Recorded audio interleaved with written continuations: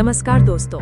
भारत के उत्तर पूर्व में बसा एक बेहद खूबसूरत राज्य मणिपुर आज भारतीय गणराज्य के इतिहास के सबसे जटिल और गंभीर आंतरिक सुरक्षा संकट से गुजर रहा है। 2023 में भड़की ये जातीय हिंसा यानी एथनिक वायलेंस आज 2026 तक आते आते राज्य को एक अघोषित यानी डी फैक्टो विभाजन के कगार पर ला खड़ा कर चुकी है।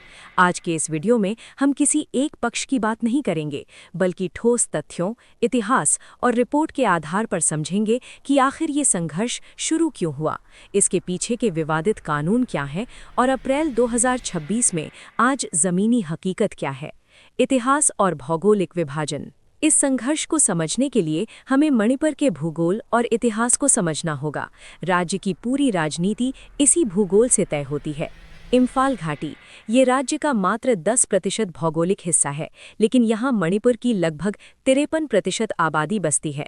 यहाँ मुख्य रूप से मैतेई समुदाय रहता है। पहाड़ी क्षेत्र ये राज्य का 90% हिस्सा है, जहाँ मुख्य रूप से नागा लगभग 20% और कुकी-ज़ो जनजातियाँ निवास करती हैं। इतिहास पर नज़र डालें तो 1891 के एंग्लो मणिपुर युद्ध के बाद ब्रिटिश प्रशासन ने मैतेई बहुल घाटी और आदिवासी बहुल पहाड़ियों को अलग अलग तरीके से प्रशासित करने की नीति बनाई थी। इसी औपनिवेशिक फूट डालो और राज करो की नीति ने आज के विभाजनकारी तंत्र की नींव रखी।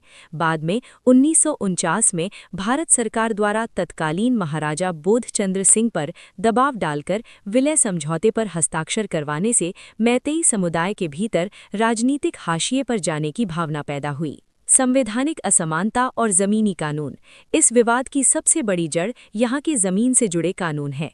अनुच्छेद 371 भारतीय संविधान का ये अनुच्छेद पहाड़ी क्षेत्रों को विशेष संरक्षण और स्वायत्तता प्रदान करता है।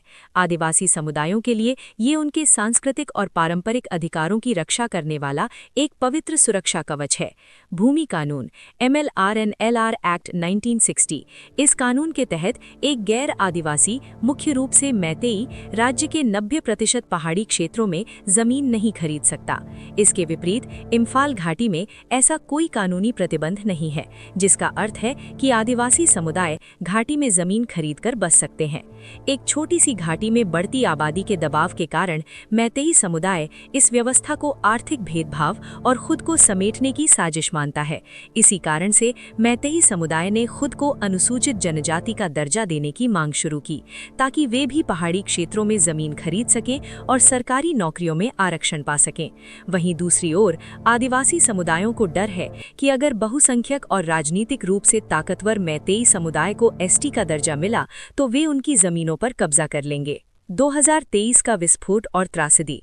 इस सुलगती आग को हवा तब मिली जब मुख्यमंत्री एन बीरेन सिंह की सरकार ने पहाड़ी इलाकों में संरक्षित जंगलों से बस्तियों को हटाने का आक्रामक अभियान शुरू किया। सरकार ने कुकी-ज़ो समुदाय के खिलाफ अवैध प्रवासी और नार्को टेररिस्ट जैसे कड़े शब्दों का प्रयोग किया, जिससे तनाव चरम पर पहुंच गया। 27 मार्च 2023 को मणिपुर हाईकोर्ट ने राज्य सरकार को मैतेई समुदाय को एसटी लिस्ट में शामिल करने पर विचार करने का आदेश दे दिया। इसके विरोध में 3 मई 2023 को आदिवासियों द्वारा निकाले गए ट्राइबल सॉलिडारिटी मार्च के दौरान भयानक हिंसा भड़क उठी। ये एक साधारण दंगा नहीं था, बल्कि एक असममित युद्ध बन गया, जिसमें आरंबाई तेंगोल जैसे मैतेई मिलिशिया और कुकी-ज़ो के हथियारबंद विद्रोही गुट आमने सामने आ गए। इस संघर्ष में 258 से अधिक लोगों की जान गई, 60,000 से ज्यादा लोग अपने ही राज्य में शरणार्थी बन गए और 4,786 घर जला दिए गए। राहत शिविरों में भी भारी भेदभाव देखा गया, जहां कुकी-ज़ो शिविरों में पानी और चिकित्सा जैसी बुनियादी सुविधाओं का भारी अभाव था। 2025 का राजनीतिक पतन और 2026 की नई सरकार।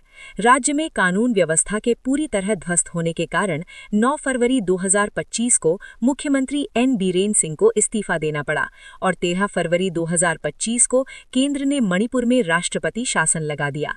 एक साल बाद 4 फरवरी 2026 को राष्ट्रपति शासन हटा और युमनाम खेमचंद सिंह के नेतृत्व में एक नई सरकार बनी।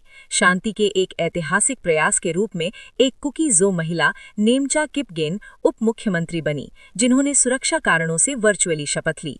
लेकिन कुकी जो विधायकों ने सरकार में शामिल होने के लिए एक कड़ी शर्त रखी। उनकी मांग है कि 2027 तक पहाड़ी क्षेत्रों के लिए एक अलग केंद्र शासित प्रदेश बनाया जाए। इस बीच राजनीति में एक नया मोड़ आया। कुकी समुदाय का सबसे बड़ा कबीला थाडो खुद को कुकी पहचान से अलग कर चुका है। उन्होंने मैतेई संगठनों से बात शुरू कर दी है और एनआरसी लागू करने का खुला समर्थन किया है, जिससे कुकी जो की एकता में दरार आ गई है। 2026 की अप्रैल की घटना और वर्तमान संकट। शांति की ये नई कोशिश कुछ ही महीनों में टूट गई। 7 अप्रैल 2026 को बिशुनपुर जिले के त्रोंगलाओबी में संदिग्ध कुकी उग्रवादियों ने एक घर पर बम से हमला किया। इस दर्दनाक हमले में एक 5 साल के बच्चे और उसकी 5 महीने की छोटी बहन की जान चली गई। इस घटना ने मुख्यमंत्री के शांति प्रयासों पर पानी फेर दिया। मैतेई नागरिक संगठन कोकोमी के नेतृत्व में इम्फाल घाटी में भारी प्रदर्शन हुए। उन्होंने मुख्यमंत्री के इस्तीफे, कुकी उग्रवादियों के साथ समझौते यानी एसओयू को रद्द करने और तत्काल एनआरसी लागू करने की मांग की है। आज की स्थिति ये है कि मणिपुर भौतिक और मनोवैज्ञानिक रूप से पूरी तरह बट चुका है। दोनों तरफ के हथियारबंद गुट प्रशासन चला रहे हैं। 2026 की नई सरकार एक असंभव राजनीतिक दुविधा में फंसी है। वह कुकी जो को अलग केंद्र शासित प्रदेश नहीं दे सकती, क्योंकि मैतेई बहुसंख्यक इसका विरोध करेंगे, और वह मैतेई को एसटी का दर्जा नहीं दे सकती, क्योंकि इससे आदिवासी पूरी तरह अलग थलग हो जाएंगे। दोस्तों, इस जटिल स्थिति पर आपकी क्या राय है? कमेंट्स में जरूर बताएं। इस वीडियो को लाइक और शेयर करें ताकि मणिपुर की ये जमीनी हकीकत ज्यादा से ज्यादा लोगों तक पहुंचे। चैनल को सब्सक्राइब करना न भूलें। धन्यवाद और जय हिंद।